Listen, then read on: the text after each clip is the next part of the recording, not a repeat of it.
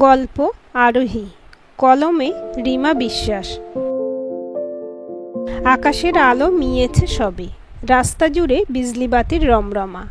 পথিক কবজি ঘড়ি দেখে নিল, এখন বাসে ভিড় হবে। অফিস ফিরতি মানুষ এখন বাদুজ্জ্বলা হয়ে ফিরবে বাসে। তার চাইতে যদি ক্যাব নেয়, ভাবনার সঙ্গে পায়ের গতিও স্লোথ হয়ে আসছিল। কিন্তু ও কি, সামনে ও কে আসছে? আরোহী না? পথিক চোখ ছোট করে দেখল। হ্যাঁ, ঠিকই দেখেছে, আরোহীই তো। ব্লু জিন্স আর সাদা টপে আরোহী, কাঁধে ব্যাগ। মনে হয় দেখেনি পথিককে। পথিক কি এগিয়ে গিয়ে কথা বলবে? প্রায় বছর 3 হবে কোনো দেখা সাক্ষাৎ নেই। মাঝের বছরগুলো যে কি হলো, না ও আসা যাওয়াটা রাখলো, না পথিক পেরেছে কোনো যোগাযোগ রাখতে। পথিক যেন আড়ষ্ট হয়ে পড়েছিল। আড়ষ্ট কি না, পথিকের ধাক্কা লেগেছিল। অমন পুতুল পুতুল বাচ্চা মেয়েটার ভিতর অমন তেজি সত্তা থাকতে পারে, এ হয়তো একেবারেই ধরাছোঁয়ার বাইরে ছিল পথিকের। তাই হয়তো পথিক আর যোগাযোগ রাখার, এই তো দেখেছে মনে হচ্ছে। ঠিক এদিকেই মনে হয় আসছে আরোহী। ওই তো পথিককে লক্ষ্য করে হাসল। পথিক এগিয়ে গেল ফুটপাত ধরে এগিয়ে আসা স্ট্রিট লাইটের আলোয় ঝলমলে স্মিত হাস্য মেয়েটির দিকে। আরোহী কাছে এসে হাসি ঝলমলে মুখে দাঁড়ালো, বলল, এদিকে কোথায়? আমি যতদূর জানতাম তোমার অফিস সল্টলেকের সেক্টর 5 চত্বরে। বাইপাসের কাছে কি করছো? দরকারে এসেছিলাম। পথিক ছোট্ট করে হাসল। ও আচ্ছা, আমি এখন অফিস থেকে ফিরছি। অফিস শুনে কি অবাক হলো পথিক? খুশি হলো? চমকালো? না বুকের কাছে খস করে লাগলো? কিছু একটা অবশ্যই হয়েছে, নইলে এমন চুপ করে গেল কেন কিছুক্ষণের জন্য? আরোহী হেসে বলল, আর বলো, কাকিমা, পূর্বা এরা কেমন আছে? মার জন্যই এদিকে আসা। আসলে মা হসপিটালে ভর্তি। ও মা, সে কি? আরোহী যেন আঁতকে উঠল, চোখে জলও চলে এসেছে, নাক লাল। তোমরা আমাকে কেউ কেন কিছু বলনি পথিক? তুমি কি সেই অধিকারটা? আর কিছু বলতে পারল না পথিক, মাথা নামিয়ে নিল। ধরা গলায় আরোহী বলল, কি হয়েছে কাকিমার? সোডিয়াম পটাশিয়ামের ব্যালেন্স বিগড়েছে, তবে এখন ভালো আছে। ছোট্ট শ্বাস ফেলে আরোহী বলল, কখন বেরিয়েছো বাড়ি থেকে? সকালে। কিছু খেয়েছো? কি? হসপিটাল ক্যান্টিনে। বুঝেছি, চলো একসঙ্গে বসে কিছু খাওয়া যাক। পথিক কোনো বিরোধ করল না। সেদিনের সন্ধ্যের পর থেকে পথিকের মনে হয় আরোহীকে অনুসরণ করা সোজা, ওকে নিয়ন্ত্রণ করার কথা ভাবা মূর্খামি। তবে সেদিনের সন্ধে আর প্রথম দিনের দুপুরে কত বিস্তর ফারাক ছিল। পথিকের স্মৃতি কি আর কিছুই ফিকে হয়েছে? দুজনে এখন পাশাপাশি হাঁটছে। আরোহীর চুলে শ্যাম্পুর গন্ধ আসছে নাকে। আরোহী বেশি লম্বা নয়, ওর মাথাটা ঠেকছে পথিকের বুকের কাছে। পাশাপাশি হাঁটতে হাঁটতে বার কয়েক আরোহীর হাতের সঙ্গে পথিকের হাতে ছোঁয়া লেগেছে, একবার বুকের কাছে ঠেকাও লেগেছে। আর যতবারই এরকম হয়েছে, বুকের ভিতর হাজার ফুল যেন একসঙ্গে বিকশিত হয়ে উঠছে। পথিকের মনে হচ্ছে সারা শরীরময় বয়ে গেছে সতেজতা। নাকে আবার গন্ধটা এলো। একটা মোগলাই রেস্তোরাঁয় এসে বসেছে দুজনে। আরোহী মেনু কার্ড হাতে রেখে পথিকের দিকে নজর তুলে বলল, তোমাকে খুব শুকনো দেখাচ্ছিল বলে ভাবলাম আগে কিছু খাও, তারপর কথা বলবো। তন্দুরি রুটি আর মাটন কষা বলি? পথিক হ্যাঁ সূচক মাথা নাড়ল। ওয়েটারকে ডেকে আরোহী অর্ডার দিয়ে দিল। তারপর পথিকের দিকে ফিরে বলল, পূর্বা কেমন আছে এখন? পূর্বার সামনের মাসে বিয়ে। পথিক ইতস্তত করে বলল, ও। আরোহী মুখ নামিয়ে নিয়ে নুনের পটটা নাড়াচাড়া করছে। পথিক বলল, তোমাকে মা নিশ্চয়ই বলতো নেহাতেই অসুস্থতা। আরোহী লাজুক হাসল, তারপর মন দিয়ে পড়তে লাগলো মেনু কার্ড। পথিক দেখছিল আরোহীকে। শ্বেত পাথরের মতন মসৃণ ত্বক, রেশমের মতন চুল, হর্সটেল করা। লতানো একফালি চুল রোল হয়ে ঘুরপাক খাচ্ছে কপাল বেয়ে গালে। মুখে হাসির প্রভা, চেহারায় আত্মবিশ্বাসের দীপ্তি। এই মেয়েটাকে প্রথমে দেখেনি পথিক, প্রথমে শুনেছিল। প্রথম সেই দুপুরে। কান্তির বাবা মারা গেল ভোর রাত্রিরে। পাড়ার সেই কোন ছোটবেলার বন্ধু কান্তি। তার আগে সারা রাত হসপিটালে জাগরণ, রুগী মরে কি বাঁচে সেই নিয়ে টেনশন। শেষে ইহলোক ত্যাগ করল কান্তির বাবা রমেন মুখার্জি। শবদাহ করে শ্মশানের সব কাজ মিটিয়ে যখন বাড়ি ফিরল তখন বাজে সকাল 10টা। সারা রাত ঘুম নেই, তারপর ছোটাছুটি খাটাখাটনি। মাকে সেদিন বলেছিল তাড়াতাড়ি স্নান করে ভরপেট ভাত খেয়ে দুপুরে লম্বা ঘুম দেবে, তাই করেও ছিল। এক থালা ভাত সাঁটিয়ে কাঁথাটা গায়ে টেনে টান হয়েছে। শীতটা তখন সবে পড়ছে। ঘরের জানালা খোলা থাকলে পায়ের কাছে রোদ এসে লুটিয়ে পড়ে। কি আরামের ব্যবস্থা করেছেন ঈশ্বর। এই জন্য বলে ভালো কর্মের ফল ঠিক মেলে। এইসব ভেবে ভেবে পুলকিত হতে হতে যখন সবে চোখটা লেগেছে তখনই ঝংকার দিয়ে উঠল বাড়ির কলিং বেল। ভুরু কুঁচকে উঠল পথিকের। তারপরে শুরু হলো হাসির কলরোল, কথার কলকল। একেই ফ্ল্যাট বাড়ি। বাইরের ঘরে কেউ চাপা স্বরে হাসলে ভিতরের ঘর থেকে গলা তুলে প্রশ্ন আসে, কি হয়েছে, হাসছিস কেন? সেখানে এমন হিহি হাহা আর ওমা কাকিমা, ওরে পূর্বা করলে কি সেই আওয়াজ কানে আসবে না? পথিক বিরক্ত হয়ে এপাশ ওপাশ করছে, আর থেকে থেকে বিরক্তিসূচক শব্দ বের করছে গালের ফাঁকর দিয়ে। একটা সময় বাইরের কথা ফুলঝুরির দিকেই শ্রবণ ইন্দ্রিয় কেন্দ্রীভূত হলো। সে বলছে উল্লাসে, আরে না না কাকিমা, খাবো না, খেয়ে এসেছি তো। কদিন পর দেখা, তাও বলতে পারো। কিরে পূর্বা, তোর মনে আছে? পূর্বা বলল, সেই ক্লাস 9-10। তারপর তোর বাবা তো বদলি হয়ে চলে গেল শিবপুর, প্রায় 5 বছর। হ্যাঁ, এখন আমরা আবার বাগুইয়াটির কাছে চলে এসেছি। বাবা 6 মাস হলো রিটায়ার করেছেন। তা তুই তো শুনলাম এমএ করছিস। পথিকের মার গলাও পেল। সে হেসে বলল, ইংলিশে এমএ, ফার্স্ট ইয়ার। পূর্বা তো বাংলায়। কেমন কোইন্সিডেন্ট বল, দুজনের এতদিন পর ইউনিভার্সিটিতে দেখা। বাব্বা, দুজনেই আর্টস নিলাম। মনে আছে অঙ্কে কি ভয় ছিল আমাদের? হে হে হে, মনে আছে কনক স্যারের কথা? আর পল্টুদা, হি হি। এই আরোহী, কিছু খাবি না বললেই হয়? দুপুরবেলা এলেই কটা পোস্তর বড়া খা। না না, ওসব বড়া ফড়া আমার অসহ্য লাগে। তবে মাছ খা, ট্যাংরা মাছ করেছি পেঁয়াজ কলি দিয়ে, দিই? দাও। সঙ্গে কটা ভাত দিই মানা? দাও। হে হে, তুমি দেখছি আমাকে খাইয়েই ছাড়বে কাকিমা। সেই কোন ছোটবেলায় দেখেছি তোদের। তোর মা আর আমি স্কুলের বাইরে বসে থাকতাম তোদের পরীক্ষার সময়। তা মাকে একদিন আনবি তো?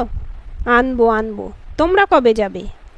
বোধহয় মা রান্নাঘরের দিকে চলে গিয়েছিলেন, তাই এনাশ্বরও তখন উচ্চগ্রামে চড়েছিল। পথিক জেনেছে এই কল্লোলিনীর নাম আরোহী, আর ওই আরোহী মেয়েটির উপর সমস্ত বিরক্ত তখন আশ্রে পড়তে চাইছিল। মনে হচ্ছিল বাইরের ঘরে গিয়ে পথিক চেঁচিয়ে বলে, ওরে তুই চুপ কর, আমাকে দুদণ্ড শান্তিতে ঘুমোতে দে। কিন্তু তা কি আর বলা যায়? তবে তো জঙ্গলবাসী হতে হয়। একেই মেয়ে মানুষ, তার উপর বোনের বাল্যবন্ধুর মার অতি প্রিয়। শেষমেশ জোর টয়লেট পেতে যখন ঘর থেকে বেরোলো বাথরুমে যাওয়ার জন্য তখন বাজে 5টা। ডাইনিং হলে আসতে অডিবল কল্লোলিনী ভিজিবিল হলেন। এক ঝলক দেখে মনে হয়েছিল মেয়েটা যখন অনর্গল বকবক করছিল আর হিহি করে হাসছিল তখন যে রূপটা কল্পনায় প্রকট হচ্ছিল তার সঙ্গে এই রূপের বিন্দুমাত্র সাদৃশ্য নেই।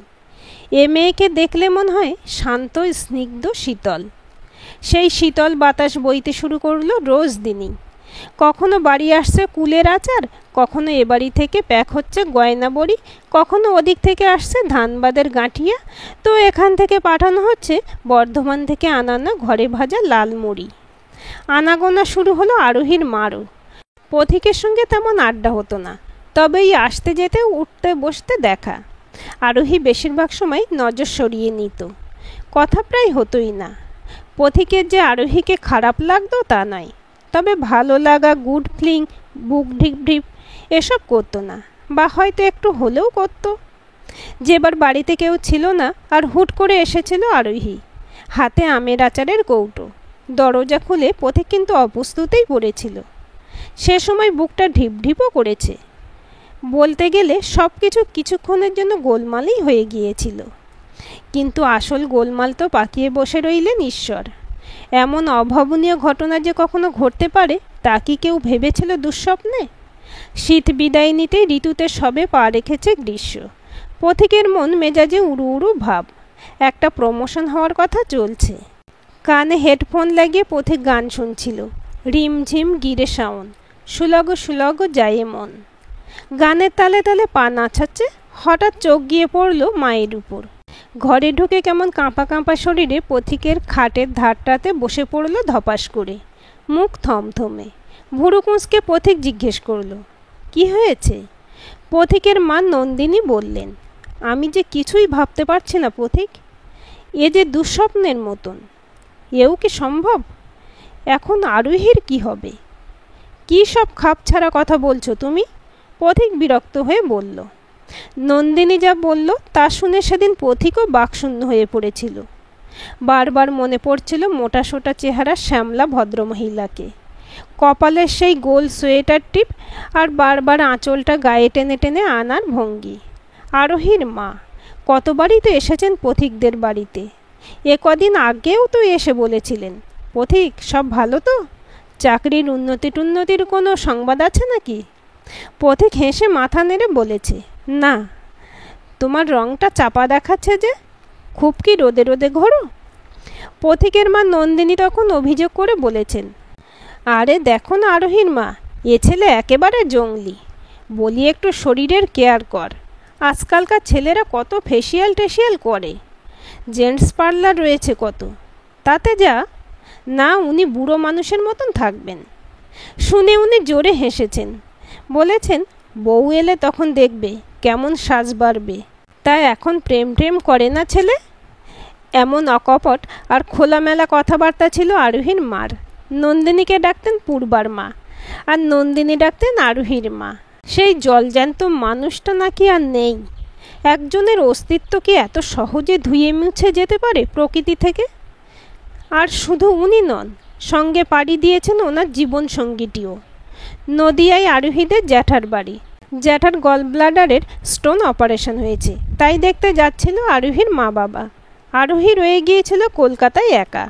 আরোহীর পরীক্ষা সামনের সপ্তাহে, তাই। আর সেই দুজন কিনা একটা ব্রিজ দুর্ঘটনায় মারা পড়ল। বাস শুদ্ধ ব্রিজ উল্টে পড়ল খালে। কিছু ডুবে মারা গেছে, কেউ আঘাত লেগে, কেউ বিপজ্জনকভাবে আহত, কেউ হাসপাতালে পৌঁছে মারা গেছে। আর যারা দুর্ঘটনাস্থলে মারা পড়েছে তাদের মধ্যে আরোহীর মা আর বাবা। আর আরোহী, সে রয়ে গেল একা একা কলকাতায়। শুধু কলকাতায় নয়, জীবনেও আরোহী একলা হয়ে গেল। কারণ আরোহীর আর কেউ নেই। জ্যাঠার তো বয়স হয়েছে, তার উপর তিনি বরাবরের অসুস্থ, অবিবাহিত। আরোহীরা অনেক বলা সত্ত্বেও উনি নদিয়ায় দেশের বাড়ি ছেড়ে আসতে চাননি। ব্যাচেলার মানুষ, ওখানে 3 পুরুষের বাস। পাড়ার লোকজনই নাকি আত্মীয় সমান, তারা দেখভাল করে। জ্যাঠার অপারেশনের খবরটা জ্যাঠার অনুরোধেই কলকাতায় আরোহীদের পরিবারকে পরে জানানো হয়েছিল, যাতে এরা চিন্তা না করে। হয়তো জ্যাঠা ভয় পেয়েছিল এরা জোর করে কলকাতায় নিয়ে না আসে, আর অপারেশনের পর পাকাপাকিভাবে কলকাতাবাসী করে না ছাড়ে। কিন্তু হায় অদৃষ্ট, যদি ঠিক সময়ে জানাতো তবে হয়তো এ দুর্ঘটনা হতো না, বা হয়তো যা হওয়ার ছিল তা আগে থেকেই সাজানো থাকে।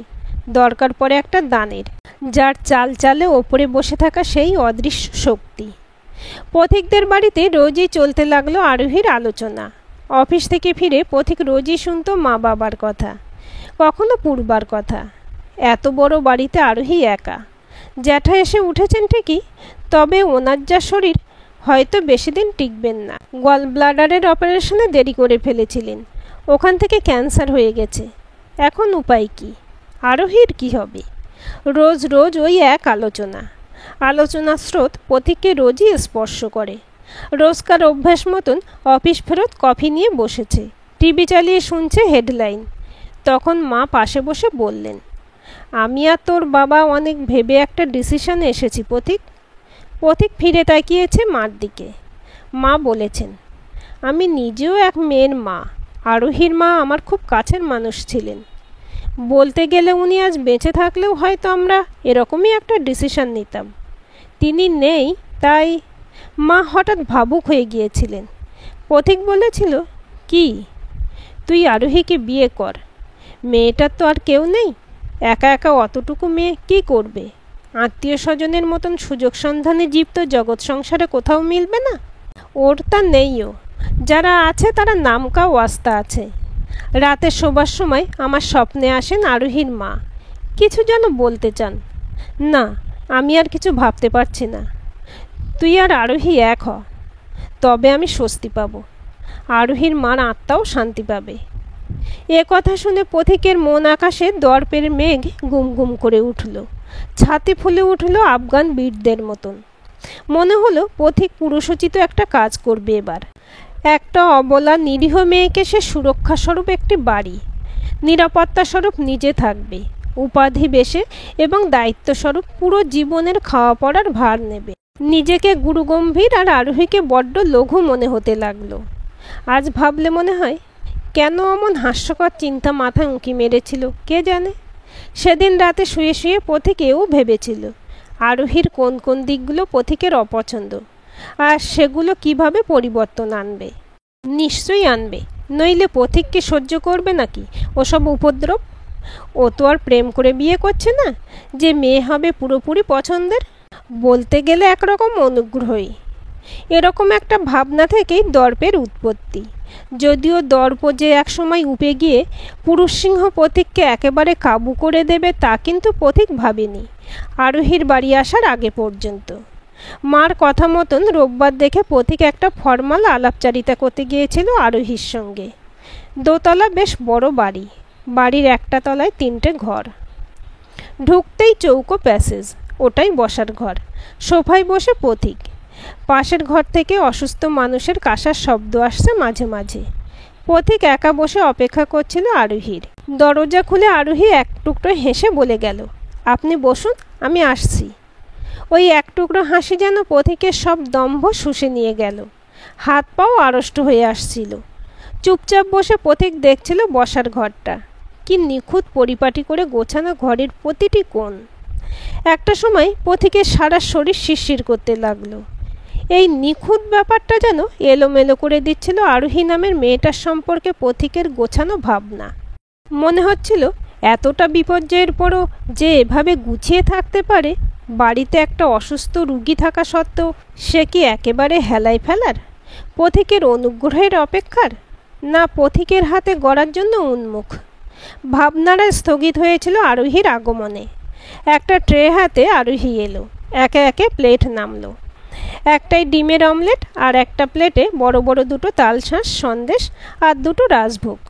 পথিক বলল, এসব কেন? সামান্যই, আপনি প্রথম বাড়িতে এলেন।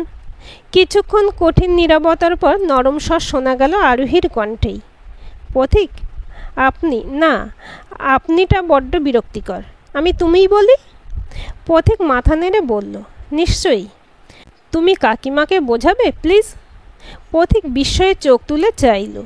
মুহূর্তে ঝপাঝপ 100 প্রশ্ন মাথার আঙিনায় নামতে শুরু করেছে। কি বোঝাতে বলছে? কারো সঙ্গে কি ওর অ্যাফেয়ার আছে? বিয়ে করার জন্য কি কোনো শর্ত রাখতে চায়? বিয়ে কি ওর জেঠু থাকতে থাকতে করতে চায় না, এ বাড়িতেই বিয়ের পর থাকতে চায়? সেই যত সব আত্মকেন্দ্রিক প্রশ্ন। সব প্রশ্নের অবসান ঘটিয়ে আরোহী চিলতি হেসে বলে, কাকিমাকে বলো আমি বিয়ে করতে পারবো না। কিছুক্ষণ চুপ করে থেকে পথিক বলল, কারণটা কি জানতে পারি? আমি নিজের পায়ে দাঁড়াতে চাই, একা একেবারে। মানে একা কি পারা সম্ভব? দেখি না চেষ্টা করে।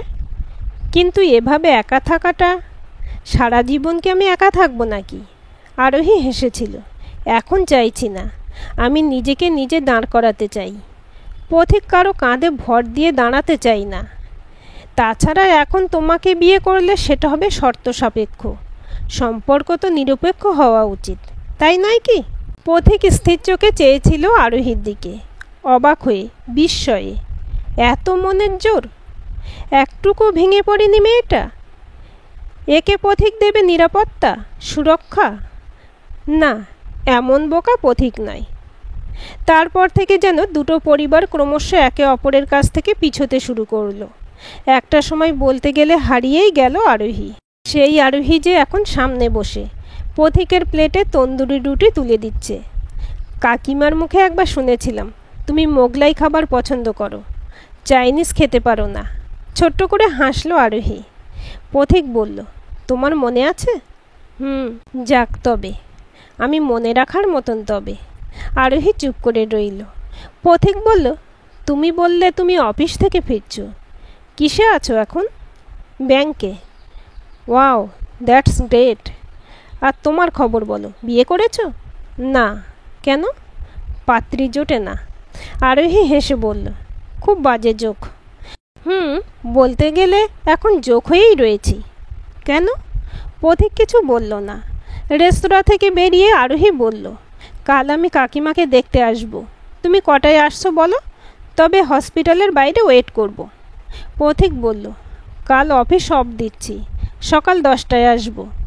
তোমার কি সে সময় টাইম মিলবে? কাল ব্যাংক বন্ধ, কাল সেকেন্ড স্যাটারডে, আমি আসব।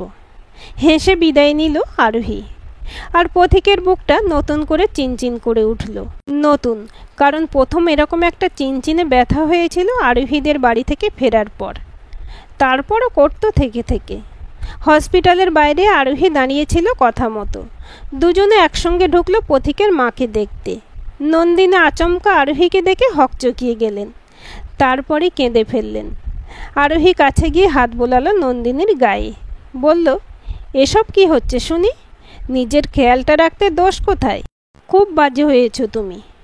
নন্দিনী ধরা গলায় বললেন, আর তুমি নিজে একটা পচা মেয়ে। মনে পড়ে না কাকিমাকে? সরি। চোখ ছলছল করছে আরোহীর। নন্দিনী বললেন, এদিকে যে পথিক বলছে তোকে ছাড়া কারুকে বিয়ে করবে না। পথিক থতমত খেলো মার এই বেফাঁস উক্তিতে। চাপা ধমকের সুরে বলল, মা কি বলছো কি? হ্যাঁ, তোমরা খালি যা ইচ্ছে করে যাবে, আমি বললেই দোষ। মাথা নামিয়ে অস্বস্তিতে দাঁড়িয়ে রইল পথিক। আরোহী বেশ অনেকক্ষণ রইল নন্দিনীর সঙ্গে। তারপর দুজনেই বেরিয়ে এলো একসঙ্গে। বাইরে আসতে পথিক বলল, প্লিজ মার কথায় কিছু মনে করো না, আসলে অসুস্থ শরীর। আরোহীর দিকে তাকিয়েই পথিক চোখ নামিয়ে নিল। আরোহী একভাবে চেয়ে রয়েছে পথিকের দিকে। পথিক কিছু বলতে পারছে না, চুপ করে রইল। আরোহী বলল, সত্যি তুমি আমার জন্য বিয়ে করোনি এখনো? পথিক বলল, যদি বলি হ্যাঁ, তবে আমি ওই হ্যাঁটা বারে বারে শুনবো পথিক। গলা বুঝে আসছিল আরোহীর। আরোহী? গলা কেঁপে গেল পথিকেরও। আরোহীর দু চোখ টলটল করছে জলে। বলল, সেদিন যদি তোমার হাত ধরতাম তবে হতাম তোমার বোঝা। আমি বোঝা হতে চাইনি পথিক। আরোহী, আমি আজ আর কোনো কথা নাই পথিক। আজ শুধু তুমি আর আমি কথা বলবো, শুধু আমাদের নিয়ে। পথিক স্থির চোখে চেয়ে আরোহীর দিকে। আজও মনে পড়ছে সেই দিনের ওই গোছানো পরিপাটি ঘরটা, আর মেপে ঝেপে কথা বলা সেই মেয়েটা, যার প্রগলভতায় বিরক্ত হয়েছিল প্রথম দুপুরে। সেই দুপুর, আর এই 3 বছর পরের সকাল। মাঝের বছরগুলোর মতন কেমন করে বদলে গেছে সব ভাবনারা। পথিকের ভাবনা যে এখন কেবল আরোহীময়। আজকের গল্পটি আপনাদের কেমন লাগলো কমেন্ট করে জানাবেন। ভালো লাগলে লাইক, শেয়ার, সাবস্ক্রাইব করবেন এবং নতুন ভিডিও আপডেট পেতে বেল আইকনটি ক্লিক করে রাখুন।